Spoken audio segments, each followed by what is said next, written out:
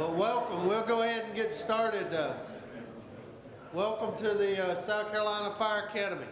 We're glad you've all come to hang out with us. And what we are not glad of, though, is for all of those of you that have brought this snow that's coming. So we were on an executive call this afternoon with the governor. They said, Georgia, where's our Georgia friends? Our identified Josh, sorry about that. They said Georgia has already declared a state of emergency because they kind of waited a little late last time. So they criticized us for calling a state of emergency at noon on the day that it hit. So while Atlanta was locked up, we were ready here. So we're going to unfortunately do that again. So those of us that are from South Carolina, we would say, we'll let you know that tomorrow afternoon at 5 o'clock, this site will be closed. Now what's that mean? We're going to send the recruits home. We've canceled any other classes we've got coming here. Our meteorology folks have told us that tomorrow night about 9 is when it's going to hit here. So the upstate will have snow. We'll have some mix of something. They said it could be an inch of ice. The one thing we know is that if we get that, typically if we got about 2 inches of snow here 2 weeks ago, and we did fine.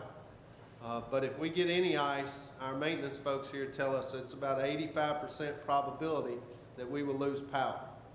So for those of you that are from South Carolina that can go home tomorrow afternoon, you may want to consider that because your communities may need you. At 6 o'clock tomorrow night in the state, we will start our first operational period. We will go, the State Emergency Operations Center will open, and we will put people in that. Depending on how bad the weather is, we'll ramp up from there. So those of you that are staying on site here with us, if we lose power, the dorms will be without power. The only building we have on this site with power will be our urban search and rescue building, the metal building that's on the right as you drive back towards the back.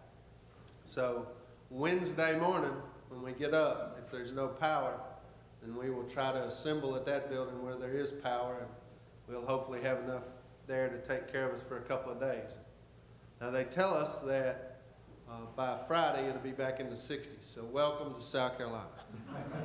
The good thing is it's only temporary, so we don't want to send anybody home, and we'll do the best we can to take care of you. All we ask is during this time, and we know that one good thing here is that it's the fire service, so we'll be as resourceful as we can with what we have. So having said that, other than that, welcome to the wonderful state, and I'll introduce my friend and colleague here who gets us into all this stuff.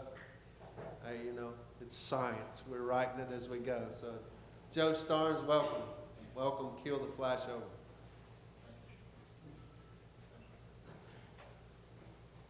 Well, good evening. Thank you for being here. I can never say thanks enough to South Carolina Fire Academy, Lenny and Chief Ray and folks here that have done all the work that they've done to make this happen. Their investment into firefighter fire service safety is obvious and very fruitful. It helps us tremendously as we try to learn. So tonight, what's going to happen tonight? Tonight, we're going to have 4 fire service leaders speak of tomorrow in the fire science world, what we need to be doing and where we're headed. And then we're going to have Dr. Michael Reich from Germany talk to us about a little bit across the pond. He's going to talk about some of the fire curtain technology and how that's used and some of their techniques. And then in our crowd tonight, we have several from Germany, one from Sweden, one from Montreal, and of course, as far away as Montana, too. We've called the international folks, we call Montana our international folks also. So I want to welcome everybody here, and I won't spend much time with this other than tell you that you've come for the passion and the love of the fire service, and we appreciate that. It is, I call it the colony of ants. You're all an ant in our colony, and we're all part of a colony of safety and learning and trying to figure out a way to stop those thermal injuries to firefighters and the fire service. So to all of you who've worked very diligently and come very far, Dr. Corman from Cal Poly and your you're a student at the time. We appreciate you coming too. We have so many people here. So without further ado, John Buckman III from Indianapolis, Chief Ray, Dr. Michael Rick, and Chief Sean Oak, would you come to the panel, please?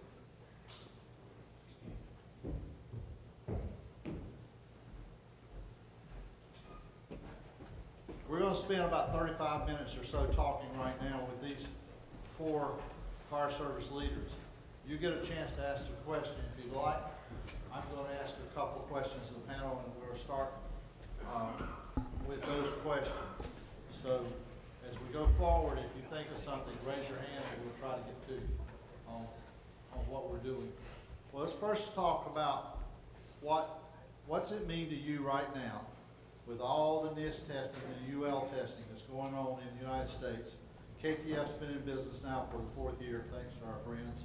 What does all this fire science stuff mean to you locally and what in your life? So let's start with Chief Oak, since I can pick on him with KTF. What's it mean to you locally, Chief Oak? Well, I think for myself and our organization, it just means taking a look at a better way of doing things, a safer way of doing things, not being afraid to embrace change, to realize that there may be a safer way. But I can tell you it's not a very easy road, and to look at the road that our fire service has taken to get to this point, to just say we need to turn a little more to the left or to the right, has not been easy, but I think we're slowly moving forward and making a change and doing things safer and more efficiently. At the fear of me doing it improperly, why don't you say a little bit about who you are and where you serve in the fire service? Okay, my name is Sean Oak, and I'm the Robin of the Batman and Robin team of Kill the Flashover with Joe.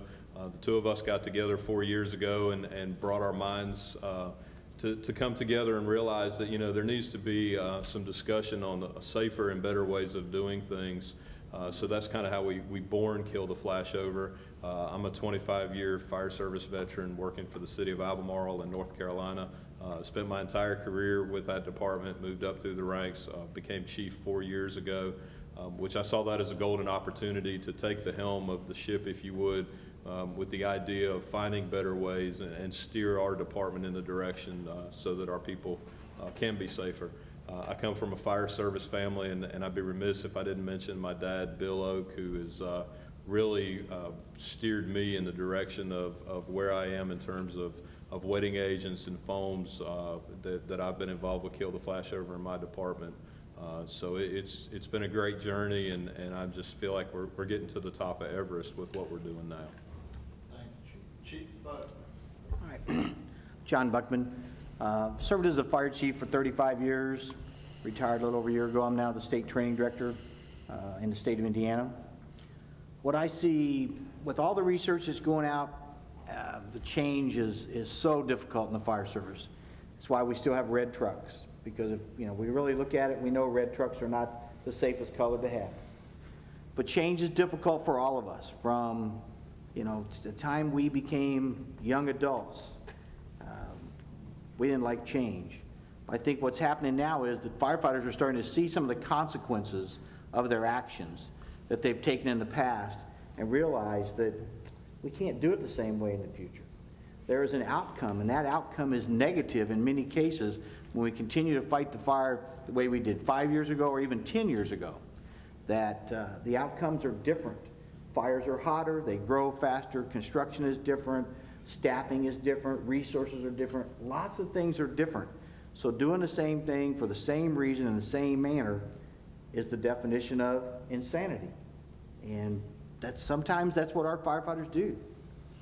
We attack the thing just like we have in the past. So I'm excited about this time. I'm not sure I'm the oldest guy up here, but I probably am the oldest guy up here. But I'm also excited about the future of the fire service, because I believe, just like in this room, you're going to have more disciples after this session to go out and spread the word, or spread the gospel if you so desire, to tell firefighters, let's do something different.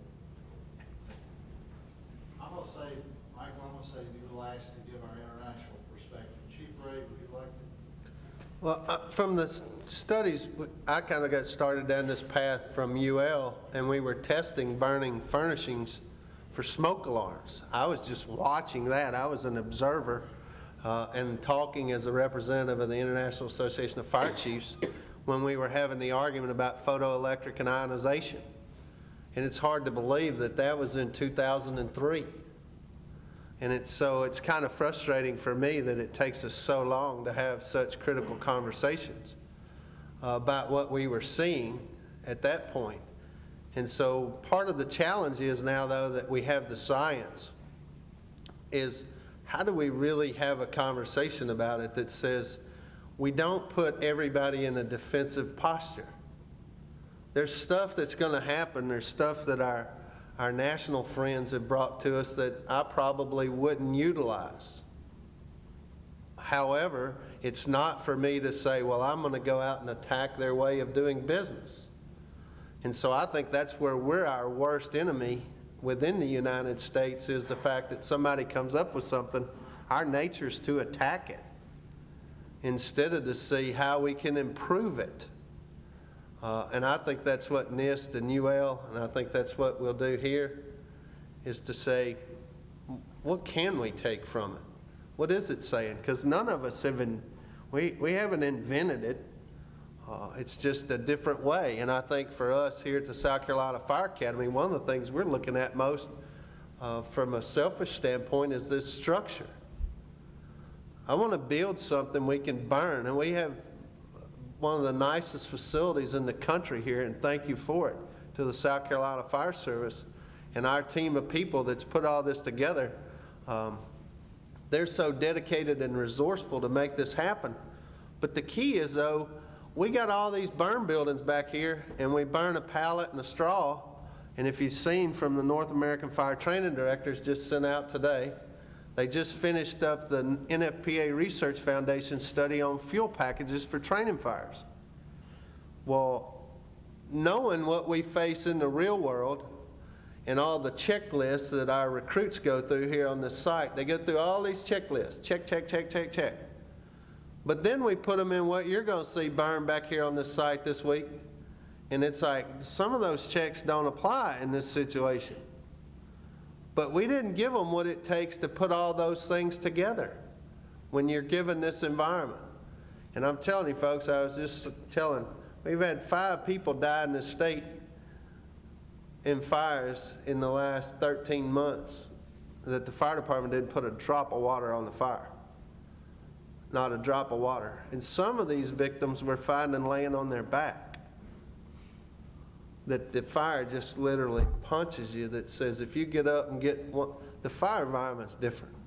It is amazing us. I've been doing this 28 years, and it's amazing me to see what I'm seeing in the field. But the one thing too, though, that I want to see us change more than anything is our training. I watch us fight fire all over this state, and I've been very blessed to watch us fight fire all over this country. And so for all the good people who've let me be an observer in big cities, small towns, it's like we got a lot of work to do when it comes to truly fighting fire, because we do some of the sloppiest, unsafe stuff. It makes me cringe, and the older I get watching it, the more nervous it makes me, and makes me go, what in the... And I'm not being hypocritical of it, because guess what? I used to do it. I rode an engine company until September the 30th of 2011, the day I came here. And you know, when you all let me, I still ride here. I got turnout gear in my car, so if you get a call, I'll jump it with you. They don't let you very often, though. I know. Sideline critic. I'm a uniformed, outstanding firefighter. So we got a lot to learn, Joe, and thank you and the team here. And I can't thank our team enough at the Fire Academy for what we're going to do here. Thank you. Thank you. Dr. Wright, we speak to the change in Germany. Some of your experiences with that change. Yes, with pleasure. Thank you, Joe. Yeah, my name is Michael Reich from Germany. I'm since 15 years a kind of regional fire commander responsible for 2,500 volunteer firefighters. And so I'm still a research person. That's where I'm originally come from, but also a real-world firefighter. And in Europe, even we have the same fire belonging to physics and chemistry, but we observe since also 10, 20 years that fires become a little bit different. We have more problems with smoke explosion, how to deal with the fire, how to go into the buildings. We have a lot of better insulated buildings, passive houses, energy efficient buildings, and we observe that the windows break later, and therefore we have a much hotter environment, and we have a different type of fighting the fires now, and therefore we are interested in see how you do it, what the experience, what the research is going on worldwide on this topic. We have our own research head. Well, we had quite a few things the last couple of years and decades, and it's always interesting to share all these information, because even if the fire should be the same. The buildings are different. Our buildings mostly are out of brick and out of masonry, so we have different types of fire behavior from this point of view. Our tradition is a little bit different. We don't do vertical ventilation. We just focus on horizontal ventilation, so I think we do some tactics a little bit different, but still the fire is the same, and I think the changes in the buildings are quite the same, and therefore it's interesting to share our knowledge. I think I can learn from what you guys are doing, and maybe you find something at least a little bit interesting what we are doing. Thank you. My next question is really simple, but it's very difficult. It's your chance to tell this audience, if you could tell this audience to focus on one thing, on the changes that you've noticed in the last 4 or 5 years as it relates to our learning curve in the fire science to prevent thermal injuries, if you could tell them to focus on one thing, what advice would you give any individual in this room? And I'll let whoever wants to start first, who's got an answer to go. Don't delay water. Okay. And Chief Ray, say more. There's no reason. Do not delay the water. If you limit the air and apply the water, conditions improve. I've never seen a test where we applied water and conditions did not improve. I was going to say make sure you have adequate resources, but it relates to that applying water. Because if you don't, if the structure fire requires 10 people to put it out, according to the book, and you only got 2, what do? Stand there and do nothing? No, you apply water. If you have limited resources, which most of us do, apply water. Remember the basics of fire behavior. Water absorbs the BTU. When the BTUs are absorbed, the fire goes out. Okay. Save my friendship. Yeah. Now I would say don't risk too much if you can't save anything. I see a lot of firefighters going into buildings with modern equipment, with their PPE, and they think this is to protect you to go in even deeper and risk more. But if there's nothing to gain, you shouldn't risk your life for nothing.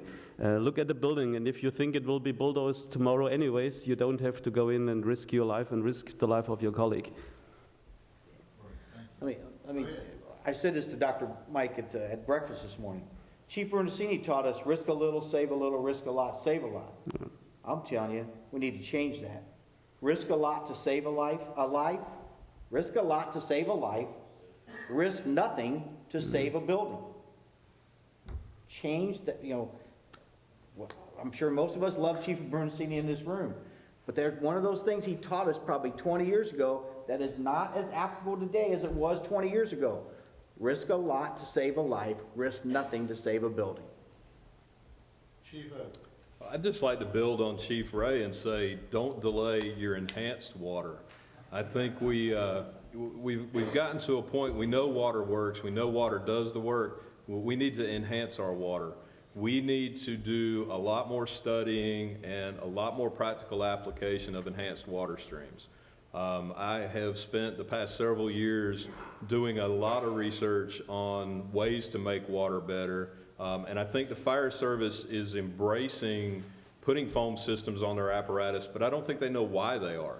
And it really confuses me why a department would spend the money to put a CAF system or an onboard injection system on their truck, only not to use it or not know what's in it. I recently completed my 4th year Executive Fire Officer Applied Research Project, and I sent out a survey, and I had over 175 respondents to the survey. And 2 of the simple questions I wanted were, what kind of foam system do you use, and what kind of foam do you use? And there were less than 10 agencies that answered that and could tell me what their foam system was and what the concentrate they utilized. So I think we have to do a lot more research on how we can enhance our water. And luckily, you know, God's given me the opportunity through Kill the Flashover to do a lot of research in the area of how we can apply enhanced water streams so that we can not delay our enhanced water stream. Thank you, Chief. Very well said. Thank you, panel. All right, at this point, we'll move to Dr. Wright's presentation here shortly. But this is your opportunity. This is some of the top leadership in the country. If you've got a question for them, anybody, don't be shy. If you don't, I'm sure if you're like me, there's a few things you don't know yet. Yes, sir. I'll repeat the question. How do we sell it? We're so ingrained in tradition that the frustrating part for me is trying to convince those who have been walking the walk so long. How do we convince them that this way is not just another fad? All right, the question is, how do we sell it and convince others that this is just not another program or fad? I added that word, I'm sorry. That's not another fad. Anybody want to take a shot at how do we sell it? Well, if any of us had that answer, we'd sell it to you and, you know, we'd be out of here, but it's painful. I mean, you know this as well as we do. It's painful to be an advocate for change. And people will beat you up, they will call you names, because we threaten the status quo. And most of us are comfortable with the status quo. But it takes people like us, yourself, who are willing to stick your neck out, go out on a limb, and just ask the question to those people to engage their brain and think about it. What are the consequences of your actions? Are the risks the same today as they were 10, 20 years ago? And we know the risk is more. Joe, you need to answer that question with the motto of KTF. We test, we demonstrate, you decide. We test, we demonstrate, you decide. We're not, I tell most folks, it's like, I'm not your fire chief, I don't have any authority over it. I figure the only person you'd listen to is your mother. So, you know, it's just information. Well, I think one thing that Kill the Flashover really builds on that information is through the use of video, both thermal imaging and regular video. And I think it's very hard when you put a thermal imaging video in front of somebody to dispute it. And I think that's how you sell it. The proof is in what you can visually see, not only with the human eye, but also the thermal imaging camera. And you know, how can you say it didn't do that when you have both the human eye and thermal image of it doing that? I like tradition because it helps you staying on the track, and sometimes it's convenient to have it. But if you see all the changes that happened, we also have to be brave enough to test something new and to test the new technology. And experience is maybe the sum of all the mistakes we make. So yes, sometimes we make mistakes, but let's make these mistakes in tests and see what is affecting and how it is doing, and then maybe come up with some ideas. I think firefighting became more and more difficult because there's a lot of interaction between ventilating, applying the water, between the tactic, getting people out. What is the risk of rescuing people? How many risks can we take for our people? And if you see that colleagues of yourself go in too deep and get hurt, and I had the difficult task a couple of years ago to be in a Yosemite committee to examine the death of 2 firefighters. They have been in too deep in a building which nothing was to gain, and therefore we have the responsibility to maybe test a few things and see what's coming out with it, and we all have to decide how we can move our fire departments forward. Joe, Go ahead. Shane mentioned the word critical. The doctor just mentioned the study investigating 2 line of duty deaths, and I've been around the fire service a long time. I read the NIOSH reports. Are those NIOSH reports pure? I see a gentleman laughing in the back. He knows the answer. They're not pure. They are homogenized. They are cleaned up. The truth is not always told in those, and it's misleading us into believing that these firefighters died for different reasons than they actually did. And I can tell you one story where the report, you'll figure out he's from Indiana, but you know, the gentleman was going up the 2nd floor with fire coming down the hallway, flashovers occurring, coming down the hallway. What are you supposed to do? Put water on it, right? I mean, he had a line. He didn't put water on it. He panicked. He didn't have the critical thinking skills to make a critical decision at a life-changing event, and instead of him putting water on the fire, he panicked. He turned, he knocked his backup man off the line. The backup man got lost, went in a room, sat down. When flashover came along, he died sitting in that room. That's not what the report says. He died of smoke inhalation. But he died. I was at the fire. I know. I interviewed these people. I know firsthand, but that's not what the report says. And it's a simple thing. Do we teach our firefighters what critical thinking process when their life is on the line to make a split-second decision? And I would say the answer in most cases is no. No, but we teach them to get there. Yeah, fast, hurry. And then we teach them to get out, but not at that moment. One of the things that KTF tries to do is to test the tactic into fire science behavior and fire behavior. What we challenge you to do is to take your tactics, look at the fire behavior data that you see, and test your tactic against that fire behavior. What do? Do you make the fire grow? Do you make it decay? How long do you have? Did you change the window of opportunity? Did you make it longer? Or did you make it shorter with your tactic? If you did all of that stuff, and you evaluate your tactics, your tactical choices, your critical decisions you're making become very much a different point of view as you teach your fire officers to make those decisions. If you understand that you need to coordinate some action with another action for you to have the effect of that tactic, then if you don't coordinate, that's more than a major defect. That's a defect. You can kill somebody if you don't do that. And hitting things on the mark. I tell people this is more like what telling a surgeon to operate on. We had Lars and I, where's Lars?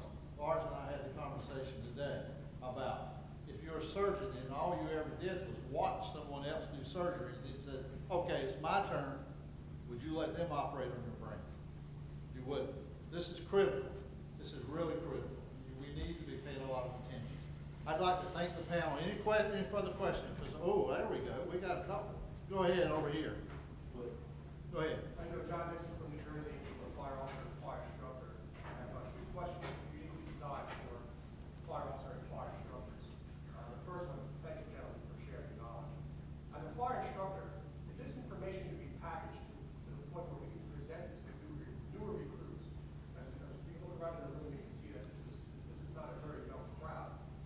We're not trying to change the minds of the older individuals who do the fire service. As a fire instructor, it's increasingly difficult to train these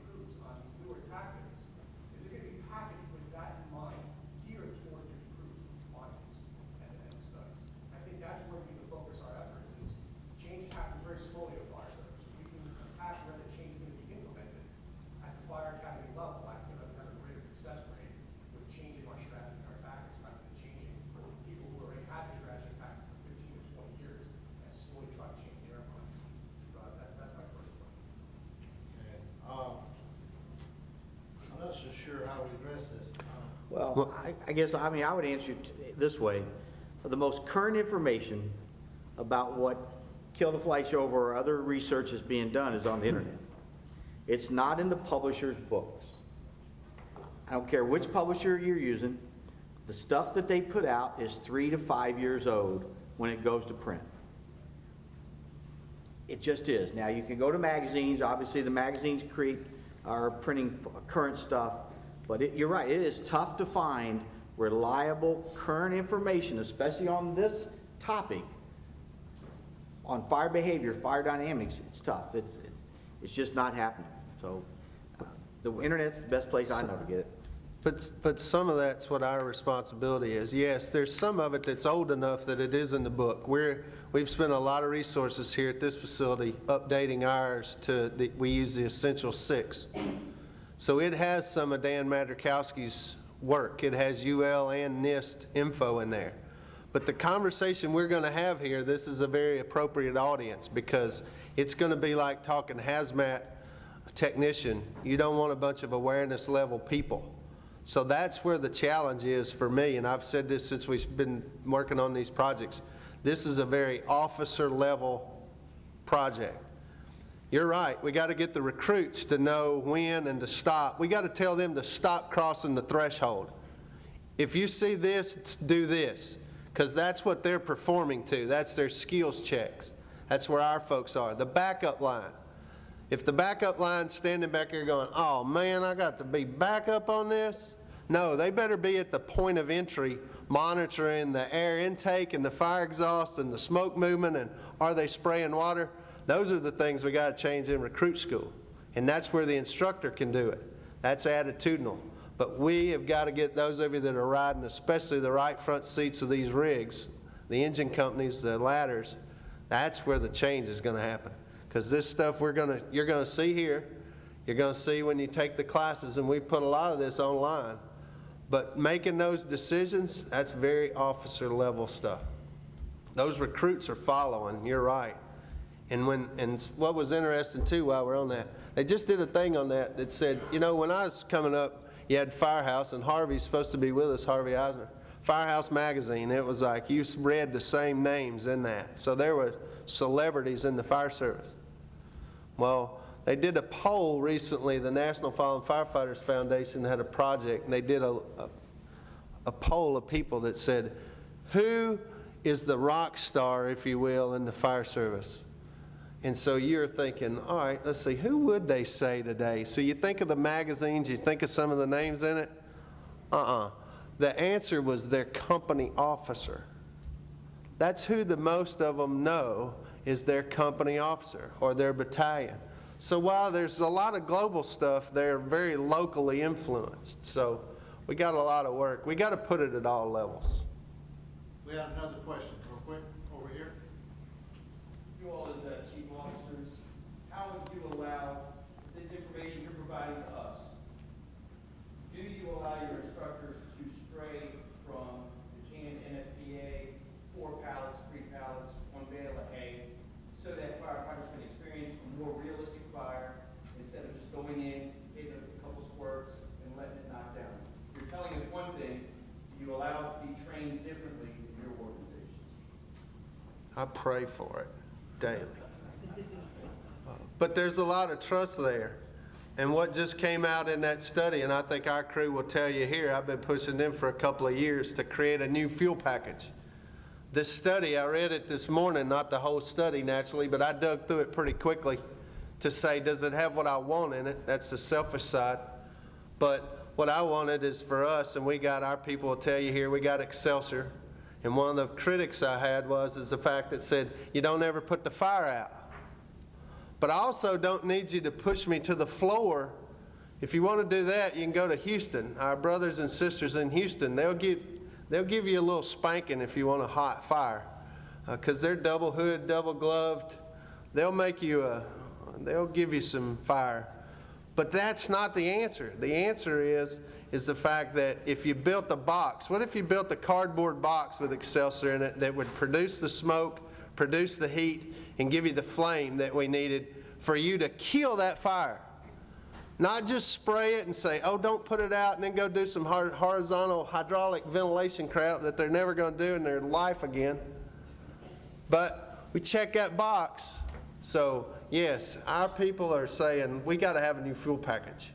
So as soon as you find it, if you can build the right box with the right holes, the right accessor in it, you'll produce a fire. But that report will tell you too that says you can't keep doing that. You can't get the temperature to 1,200 degrees and then you do that 5 times, because that's what killed our brother in Pennsylvania at the training facility. You just keep burn, burn, burn, burn, burn. After the 5th burn, it's pure punishment. So yeah, we got a lot of work to do, but that trust has got to be there. And some of that's what we're doing here with this structure. Can we get 1403 to change to say, if we've got thermal imaging cameras in place and we've got thermocouples in place, if we're monitoring that environment, can we burn a different fuel package? Because then we're going to tell you when to say go and when to not. And we hope in this state to build a training trailer, and you'll see that. Look at Bobby's here. We want to build that in a fancier fashion that we'll pull up thermocouple, thermal image, and burn real furniture in a house that we want to get tore down somewhere across the state. Pop 3 thermocouples in, set the ticks in, and then go, burn. And then the command and control will tell you you can cross the threshold after you get reduction in temperature. And it's like, well, you're going to that stand outside. No. If I had the money, that house back there would be 10,000 square feet. Our crew's going, no. Yeah. In Indiana, I can tell you, we have 10 regional training sites, and I probably replace 2 to 3 burn rooms a year. And I know it's because they're not burning the standard package. I don't really want to know it, but you know, I do know that they're not burning the standard package. One of the things that KTF has found is the more we research, the more we use the package that Body Kyle brings to us, the work that South Carolina Fire Academy does with the thermocouple, the more we get data from the inside, the more we realize how spoiled we are with commanding a fire with that much information. It's a lot different, and we need to be just as under control in any live burn with any firefighter as we are there. We need to have those standards. We need to quit worrying about the burn chamber being the fanciest $500,000 burn chamber and worry about whether or not we have the fire science. And if we understand the science indicators on the go and the no-go, then we will more able to teach. And if we're able to replay those on video and show people why we don't do things and why we do them, because what they'll see is they'll call Chief Oak has put ladder stickers on people's helmets before, and they're 400-degree markers, if you know what I mean. You put them on the ladders. We put them on people's helmets. You probably can tell the story better than me, but the bottom line is people who burned those and turned them black, no, it wasn't hot. That was 400 degrees. And often, a lot of times, it was flame contact. How many of you allow firefighters, ignition officers, to walk through flame on their way out? Think about it. We've got a long ways to go. This is not about some fancy design or answer. A lot of the answer is simply by doing what we already know how to do. You know, we put up things, and we even encourage bravado in certain things that really encourage people to do things with flame that their gear allows them to do one time.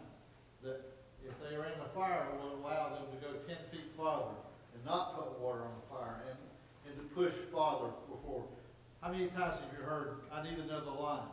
Well, why did we get in a place where we needed another line without thermally knowing what was going on in the first place? Look at the data, look at the NIOSH reports, and that's where we're coming. I need to cut this off. Dr. Wright's got a presentation. Panel, I want to thank you so much. Appreciate you very much. Give them a hand, please.